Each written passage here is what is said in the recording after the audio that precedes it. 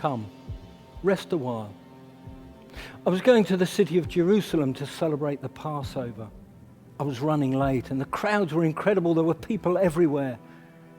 Anyway, I wasn't far from the place outside Jerusalem near the Eastern Gate. And right ahead of me was an angry mob of people on both sides of the road. I tried to move out of the way, but the swell and the strength of the approaching crowd quickly overtook and carried me along.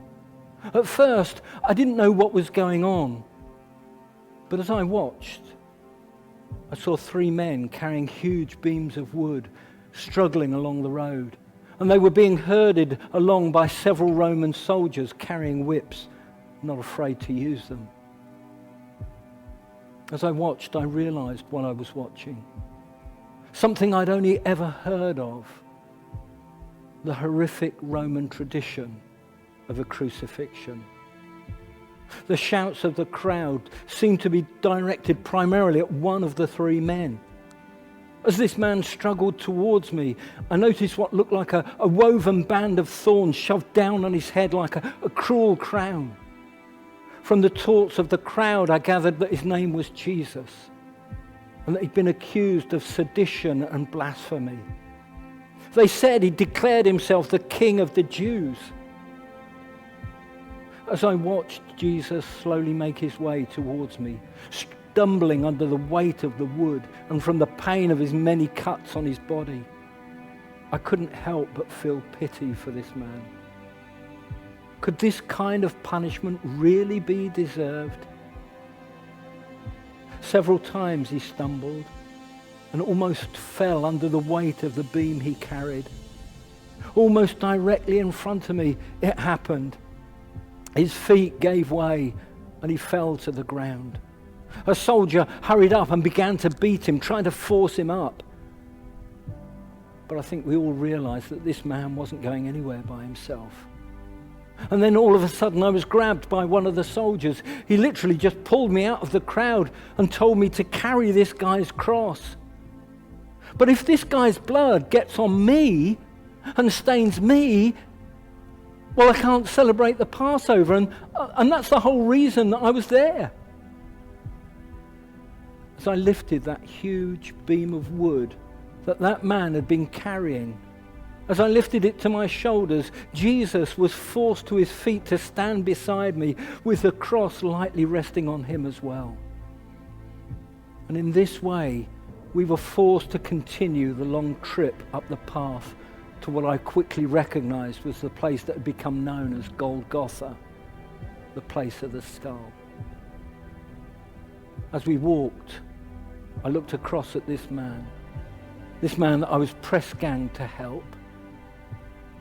It was hard to see him through all the blood. But then our eyes met. And I knew that this man wasn't a liar.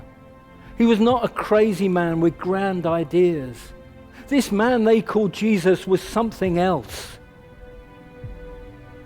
There was a look in his eyes. As we continued, I heard the insults that they shouted at him and now at me. I felt the spit. I felt his blood on me. The crown of thorns that they'd smashed into his head made the blood run into his eyes. And we carried along that road. And then we were there. I was pushed to one side as they laid him on it, on the cross. I watched as Jesus was nailed to the wood that we had carried, his hands and his feet. I watched as he was hoisted up to die, all of his weight on that one spike through his feet. I watched as he pushed up with all of his might and in agony gasped for breath to stay alive.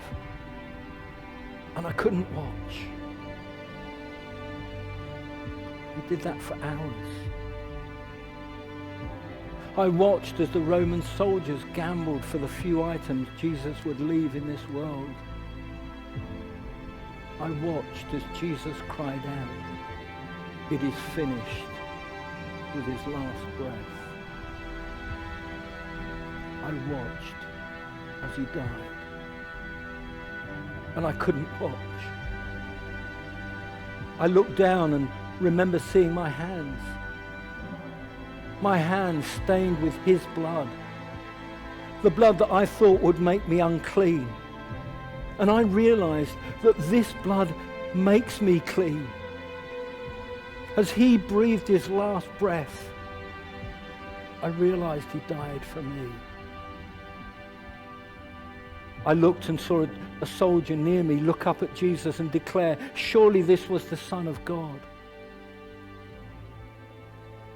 That was the day I helped Jesus carry his cross.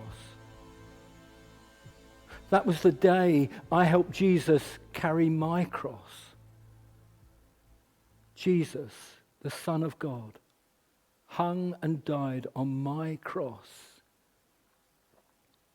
And just as he died for me, he also died for you. Now the story ends here, but it's a story that continues. And he wants you to be a part of his story. He calls you to join him. And in joining him, that means taking up your cross and following him. You might ask the question, why must I die? I can answer that simply and directly, so that you might truly live.